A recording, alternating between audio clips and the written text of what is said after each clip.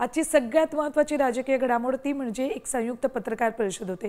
कुठल्या दोन पक्षांची पत्रकार परिषद बघूया आपण बातमी। ठाकरे सेना मनसे युती पार्श्वभूमीवर ही मोठी घडामोड। अर्थात राज्यात गेल्या काही काळापासून मनसे आणि उद्धव बाळासाहेब ठाकरे पक्षाच्या युतीबाबत चर्चा होत आहेत। दोन्ही बाजूंनी याबाबत सकारात्मक प्रतिसाद मिळालाय। त्यानंतर आता मनसे आणि ठाकरे सेनेचे महत्त्वाचे नेते एकत्र पत्रकार परिषद घेत आहेत। अरविंद सावंत आणि नितीन सरदेसाई पत्रकार परिषद घेतील। त्यामुळे आता हे दोन्ही मोठे नेते काय बोलणार याकडे सगळ्यांचं लक्ष लागलंय।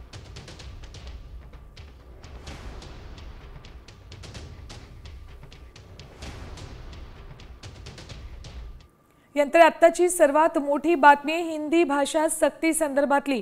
हिंदी भाषा सक्तीबाबत अंतिम निर्णय 7 दिवसात घेतला जाणार अशी माहिती सूत्रांनी दिली आहे। शालेय शिक्षण मंत्री दादा भुसे हे 7 दिवसात हिंदी भाषेला विरोध करणाऱ्या राजकीय पक्ष, नेते, संघटना आणि भाषा तज्ज्ञांशी बैठक घेणार आहेत। या बैठकीत राष्ट्रीय शैक्षणिक धोरण, इतर राज्यांची भाषा, त्यांचं धोरण, हिंदीबाबतचे धोरण याचं सादरीकरण करून त्यांची भूमिका जाणून घेतली जाईल। या 7 दिवसात याविषयी समग्र अहवाल तयार केला जाईल आणि त्यानंतर सरकार निर्णय घेणार आहे।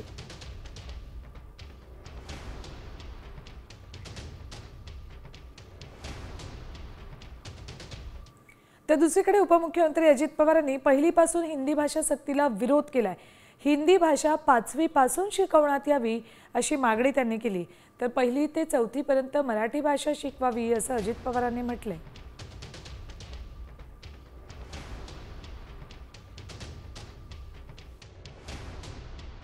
मला असं वाटतं की 1ली, 2री, 3री, 4थी मध्ये हिंदी असू नये, 5वी पासून हिंदी असावं, 1ली पासून मराठीच त्यांना शिकवावं, मराठी लिहिता वाचता त्यांना यावं। आता आपण 1ली पासून सेमी इंग्रजी पण सुरू केलेलं आहे। साधारण वेगवेगळ्या क्षेत्रातल्या मान्यवरांचं पण मत असंच येतं की भाषा कुठली शिकू नये ह्या मताचे कुणीच नाही। तर बातमी माळेगाव कारखान्यासाठीच्या मतमोजणीबाबतची। ही मतमोजणी कालपासून सुरू आहे। उपमुख्यमंत्री अजित पवारांचं निळकंठेश्वर पॅनलची सत्ता स्थापनेकडे वाटचाल सुरू आहे। निळकंठेश्वर पॅनलचे 17 उमेदवार आघाडीवर आहेत। दुसरीकडे चंद्रराव तावरे यांच्या सहकार बचाव पॅनलचे 4 उमेदवार आघाडीवर आहेत। यात तावरे, रणजित खलाटे, वीरसिंह गवारे, राजश्री कोकरे आघाडीवर आहेत। अजून 20 उमेदवारांचा निकाल हाती येणं बाकी आहे आणि त्याआधीच उपमुख्यमंत्री अजित पवारांना विजयी घोषित करण्यात आले।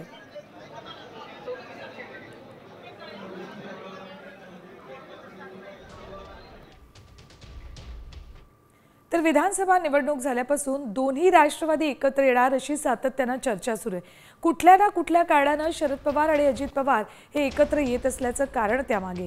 आता या संदर्भात अजित पवारांनी एक मोठं वक्तव्य केलंय। माळेगाव कारखाना निवडणुकीत दोन्ही राष्ट्रवादींनी एकत्र निवडणूक लढावी याबाबत चर्चा झाल्याची माहिती अजित पवारांनी दिली।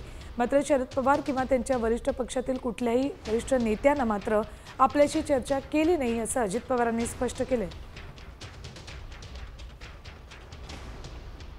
मला वरिष्ठ कोणी बोललेलं नव्हतं, परंतु तिथले अध्यक्ष शिवाजीराव नानासाहेब जगताप, ज्यांना SN जगताप वकील नावाने ओळखलं जातं, ते माझ्याशी त्या ठिकाणी बोलत होते आणि त्यावेळेस त्यांची माझी 2-3 वेळेला चर्चा झालेली होती। यानंतर बातमी वर्षा बंगल्यावरच्या भाजपच्या बैठकीची। भाजप मंत्री आणि नेत्यांची बैठक झाली। मुख्यमंत्री देवेंद्र फडणवीस यांनी सर्व मंत्र्यांना विभागनिहाय जबाबदारीचं वाटप केलंय। स्थानिक स्वराज्य संस्थांच्या निवडणुकीच्या पार्श्वभूमीवर विदर्भ, मराठवाडा, उत्तर महाराष्ट्र, पश्चिम महाराष्ट्र, कोकण, मुंबई असं जबाबदारीचं वाटप केलंय। राज्यात भाजप पुन्हा नंबर 1चा पक्ष होण्यासाठी मेहनत घेण्याच्या मुख्यमंत्री फडणवीसांनी मंत्र्यांना सूचना दिल्या।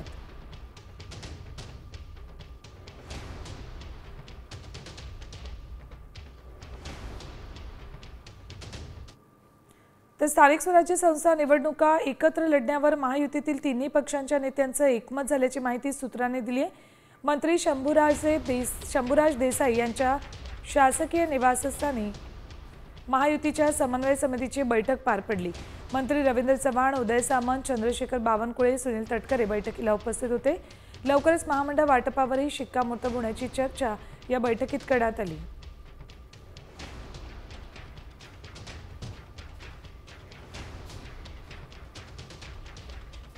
बातमी ठाण्यातून अनधिकृत इमारतींवर पालिकेनं तोडक कारवाई केली। गेल्या 5 दिवसात 73 अनधिकृत इमारती जमीनदोस्त केल्यात, तर काही ठिकाणी प्लिंथ, कॉलम, स्लॅब वाढीव बांधकाम हटवण्यात आले। हायकोर्टाच्या आदेशानुसार महापालिकेच्या 9 प्रभाग समिती क्षेत्रांमधील अनधिकृत बांधकामाचं सर्वेक्षण करण्यात आले। याशिवाय प्रभाग समितीच्या बीट निरीक्षकांनी केलेल्या नोंदणीनुसार ही कारवाई करण्यात येते। यापुढेही अनधिकृत बांधकामावर प्रभाग समितीनिहाय या ठिकाणी कारवाई सुरूच राहणार आहे।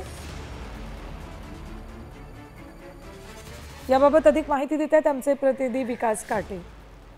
मी आता उभा आहे इराण किंवा इराक किंवा गाझापट्टीमध्ये नाही, तर मी आता उभा आहे ठाणे महानगरपालिकेच्या हद्दीमध्ये असणाऱ्या शिळफाटा या ठिकाणी। आपण बघू शकतो की या ठिकाणी अनधिकृतपणे ज्या काही इमारती उभ्या करण्यात आल्या होत्या याच्यावरती महानगरपालिकेच्या वतीनं आता एक कारवाई करण्यास सुरुवात करण्यात आलेली आहे।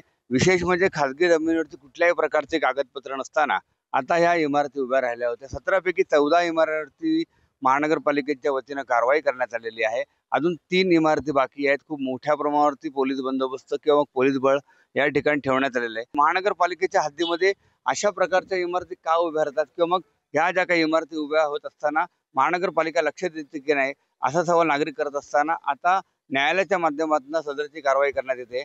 अशा प्रकारच्या जर इमारती उभ्या राहिल्या तर भविष्यात देखील कारवाई होणार आहे। विकास काटे, साम टीव्ही न्यूज, ठाणे। महामार्गाबाबतची महामार्गाचा शेवटचा टप्पा सुरू होताच आठवडाभरात महामार्गावर खड्डे पडलेत। शहापूर तालुक्याच्या हद्दीतली दृश्य आहेत, त्यामुळे समृद्धी महामार्गाच्या कामाच्या गुणवत्तेवर प्रश्नचिन्ह निर्माण झाले। महामार्गाच्या अशा अवस्थेमुळे भीषण अपघातांची शक्यता नाकारता येत नाहीये। एकतर या महामार्गावरून वाहनं सुसाट जातात आणि त्यातच जर असे खड्डे असतील आणि या खड्ड्यांमधून वाहनं सुसाट जात असतील तर मग किती भीषण दुर्घटना घडेल याचा विचार करणं प्रशासनानं आवश्यक आहे।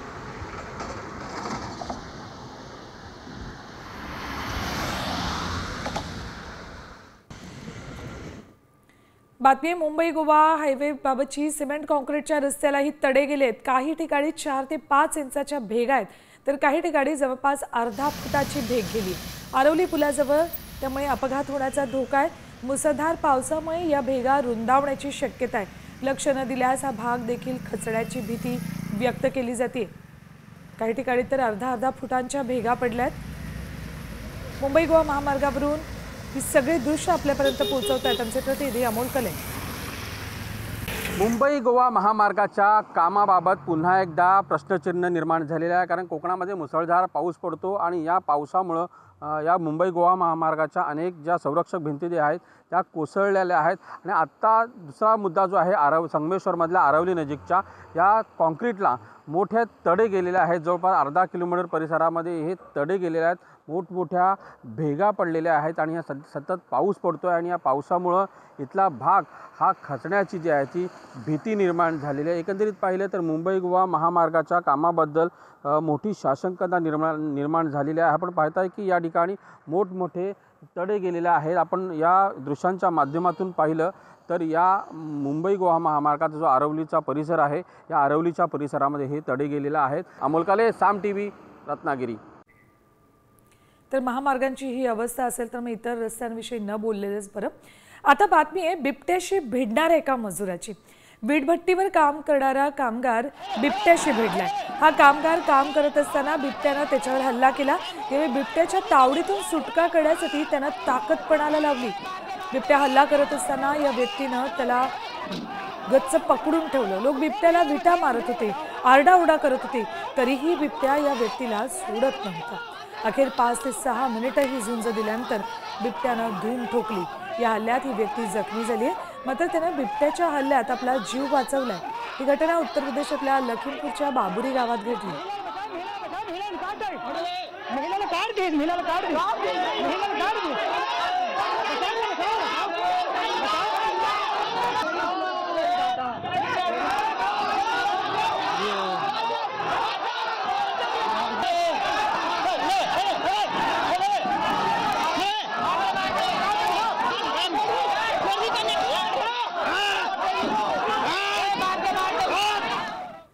यानंतर बातमी हिमाचल प्रदेशमधलं प्रसिद्ध पर्यटन स्थळ असलेल्या मनालीतून।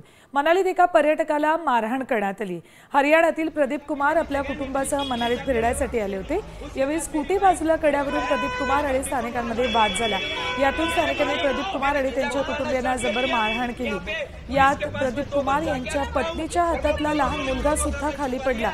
यानंतर प्रदीप कुमार यांनी सोशल मीडियावर एक व्हिडिओ पोस्ट करत इथे पाकिस्तानपेक्षाही वाईट परिस्थिती असं म्हटलंय। मैं आप लोगों से विनती करता हूँ कि मनाली घूमने मत आना मनाली घूमने, कोई प्रोटेक्शन नहीं है मनाली में। ये पाकिस्तान से भी बुरा है, ये पाकिस्तान से बुरा मनाली है, मत आना लोगों। मेरी वीडियो जहाँ तक पहुँचेगी। तर दुसरीकडे लातूरच्या महिला कॉन्स्टेबलचा आता नवा व्हिडिओ समोर आलाय। पोलीस अधिकारी प्रणिती मुसने एका वकिलासोबत हुज्जत घालताना दिसते। अरेरावीची भाषा करत तो धीरदमडीचा वकील असल्याचं त्यांनी म्हटलंय। या मुजोर महिला पोलीस अधिकाऱ्याविरोधात निलंबनाची कारवाई करण्याची मागणी नागरिकांनी केली।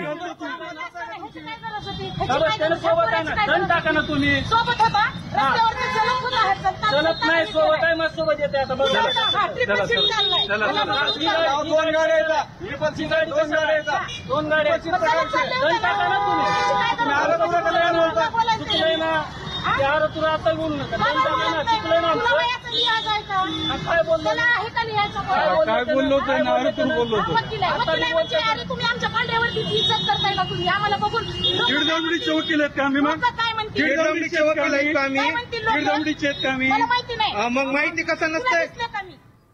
यानंतर बातमी आहे खारघरमधून। खारघरमध्ये 24 तासांपासून वीज गायब झालेली आहे। संपूर्ण खारघर अंधारात आहे। भिंगारी उपविभागातील 33 केव्ही फीडर आगीत केबल जळाल्या आहेत। त्यामुळे तब्बल 126 ट्रान्सफॉर्मर आणि 2 उपकेंद्र बंद पडली। खारघरमधल्या टाटा 1 टाटा 2 भागातील 12 ट्रान्सफॉर्मर बंद आहेत। महावितरणकडून वीज कधी येणार याबाबत कुठलीही माहिती दिली जात नाही। सध्या दुरुस्तीचं काम केलं जातंय।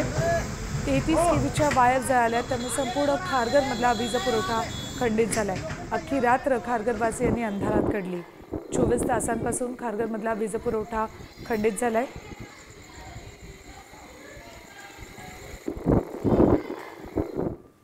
बातमी मुंब्रा लोकल दुर्घटनेबाबतच्या अहवालासंदर्भातली। हा अहवाल साम टीव्हीच्या हाती लागलाय। 9 जूनला झालेल्या या दुर्घटनेत धक्कादायक निष्कर्ष समोर आलाय। प्रवाशाचा तोल गेल्यामुळे अपघात घडल्याचं मध्य रेल्वेच्या प्राथमिक अहवालात म्हटलंय। या दुर्घटनेत 5 प्रवासी ठार तर 3 जण जखमी झाले होते। याचा अंतिम अहवाल लवकरच जाहीर होणार आहे। मध्य रेल्वेच्या प्राथमिक अहवालात काय म्हटलंय बघा। प्रवाशाचा तोल गेल्यामुळे अपघात झाला। मध्य रेल्वेच्या प्राथमिक चौकशीत हा निष्कर्ष काढण्यात आलाय। कर्जत लोकलमधील पायऱ्यांवर उभ्या प्रवाशाचा खांद्यावरील बॅगमुळे तोल गेला। कर्जत लोकलमधील प्रवासी खाली पडला आणि त्याच्या धडकेनं दुसराही प्रवासी पडला। दोघेही प्रवासी समोरून येणाऱ्या लोकलवर धडकले।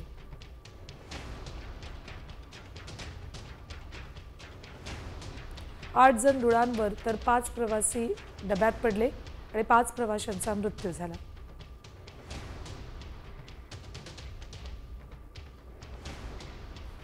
यानंतर बातमी आहे शाळांच्या सुट्ट्यांबाबतची। राज्यातल्या सर्व जिल्ह्यांमधल्या शाळा आता सुरू झाल्यात। सोबतच आता विद्यार्थ्यांना वर्षभरात किती आणि कधी सुट्टी असणार याची यादी सुद्धा जाहीर झाली। यंदा शाळांना वर्षभरात 128 दिवस सुट्ट्या असतील। 52 रविवार वगळून वर्षभरात एकूण 76 सुट्ट्या असतील। त्यात दिवाळीच्या 10 दिवस आणि उन्हाळ्याच्या 38 दिवस सुट्ट्या असतील।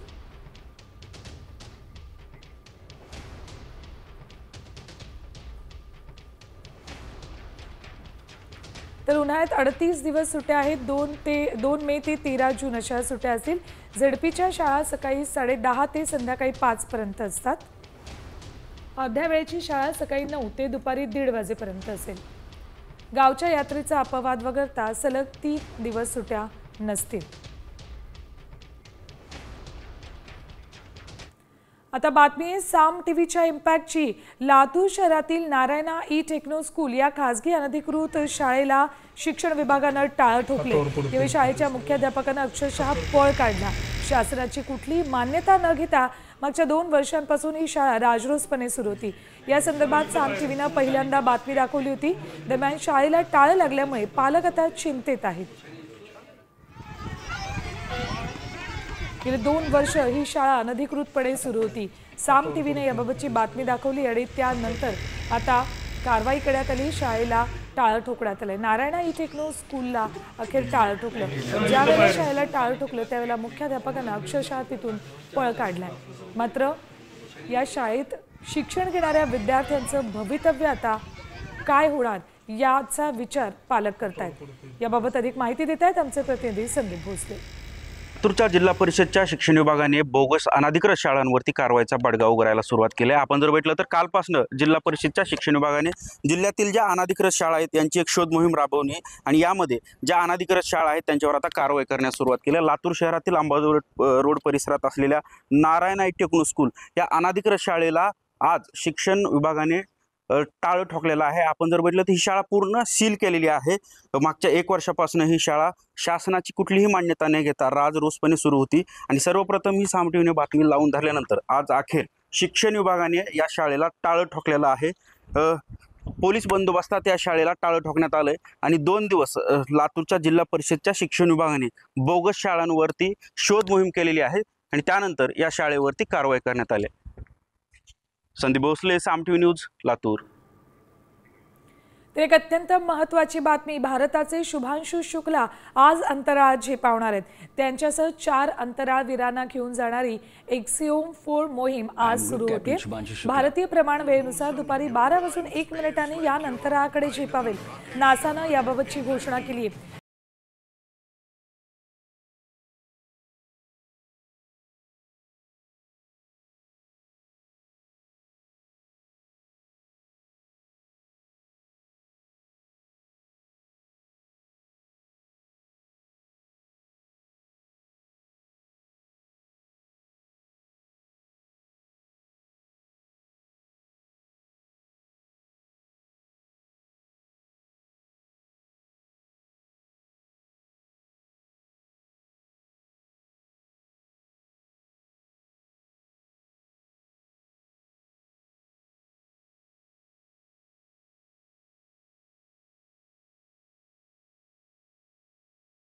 ही बातमी येते मुंबईतून। 28 जून पर्यंत म्हणजे सलग 5 दिवस समुद्राला उधाण येणार आहे।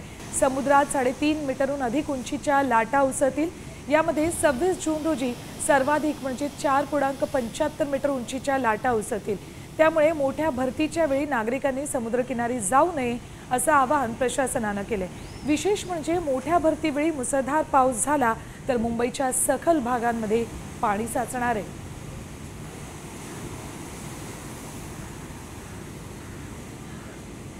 आज दुपारी 12:05 4.71 मीटर उंचीच्या लाटा उसळतील। उद्या दुपारी 12:55 4.75 मीटर उंचीच्या सर्वाधिक उंच लाटा उसळणार आहेत। 27 तारखेला 1:40 4.73 मीटर उंचीच्या लाटा उसळतील। तर 28 जूनला 2:26 4.64 मीटरच्या लाटा उसळतील।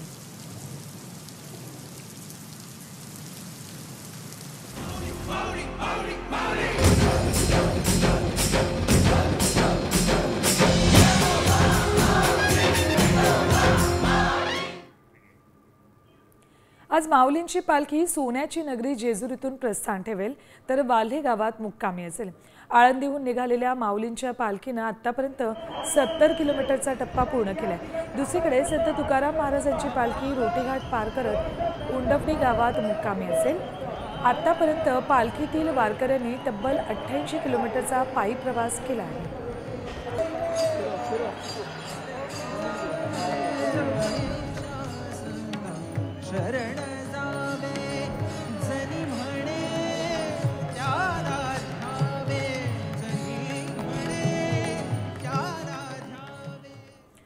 तुम्ही जिओचे ग्राहक असाल तर तुम्हाला बंपर बोनस मिळणार आहे। उद्योगपती मुकेश अंबानी ग्राहकांना 5,000 रुपये खात्यात टाकणार आहे तसा दावा करण्यात आलाय। तसा मेसेज व्हायरल होतोय। त्यामुळे आम्ही या दाव्याची पडताळणी केली। त्यावेळी काय सत्य समोर आलं पाहूया। जिओ ग्राहकांना 5,000 रुपये मिळणार। अंबानींकडून जिओ ग्राहकांना बंपर बोनस। व्हायरल मेसेज मागचं सत्य काय? तुम्ही जर जिओचे ग्राहक असाल तर तुमच्या खात्यात 5,000 रुपये जमा होणार आहेत. होय, असा दावा करण्यात आलाय. कारण जिओ कंपनीला 8 वर्ष पूर्ण झाल्यानं हा बोनस देत असल्याचा दावा करण्यात आलाय. सध्या जिओचे लाखो ग्राहक आहेत. त्यामुळेच खरंच जिओच्या ग्राहकांसाठी अंबानी बोनस देणार आहेत का, याची आम्ही पडताळणी सुरू केली. त्याआधी मेसेजमध्ये काय दावा करण्यात आलाय पाहूया. जिओला 8 वर्ष पूर्ण झाल्यामुळं सर्व ग्राहकांना 5,000 रुपयांचा बोनस दिला जातोय. पैसे खात्यात जमा करण्यासाठी दिलेलं कार्ड स्क्रॅच करा. यासोबतची लिंक उघडल्यावर पैसे खात्यात जमा होतात. हा मेसेज व्हायरल झाल्यानं याबाबत थेट जिओ कंपनीकडेच माहिती मिळू शकते. त्यामुळे आमच्या व्हायरल सत्य टीमनं याबाबत माहिती मिळवली असता असा जिओनं मेसेज पाठवला नसल्याचं स्पष्ट झालं. मग ही लिंक कोणी पाठवली?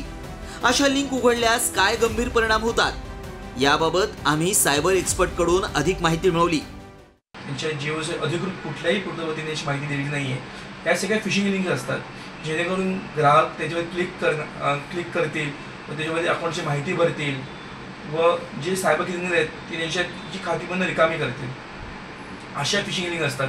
अशा फिशिंग लिंकचा वापर सायबर क्रिमिनल त्यांचा मोबाईल हॅक करण्यासाठी यूज करतात. अशा कुठल्याही लिंकवर कधीही कोणी क्लिक करू नये. त्यामुळं आमच्या पडताळणीत काय सत्य समोर आलं पाहूया. जिओ ग्राहकांना 5,000 देणार हा दावा खोटा आहे. पैसे द्यायचे असते तर ग्राहकांच्या खात्यात टाकले असते. कोणतीही कंपनी पैसे ट्रान्सफरसाठी लिंक देत नाही. सायबर चोरटे लिंकच्या माध्यमातून फसवणूक करतात. मेसेज सोबतची लिंक उघडून पाहू नका. आमच्या पडताळणीत जिओ ग्राहकांना 5,000 रुपयांचा बोनस देणार असल्याचा दावा असत्य ठरलाय. त्यामुळे तुम्हाला जर असा कोणताही मेसेज किंवा लिंक आल्यास उघडू नका. त्यामुळे तुमची फसवणूक होऊ शकते. शिवाजी शिंदे, साम टीव्ही, मुंबई.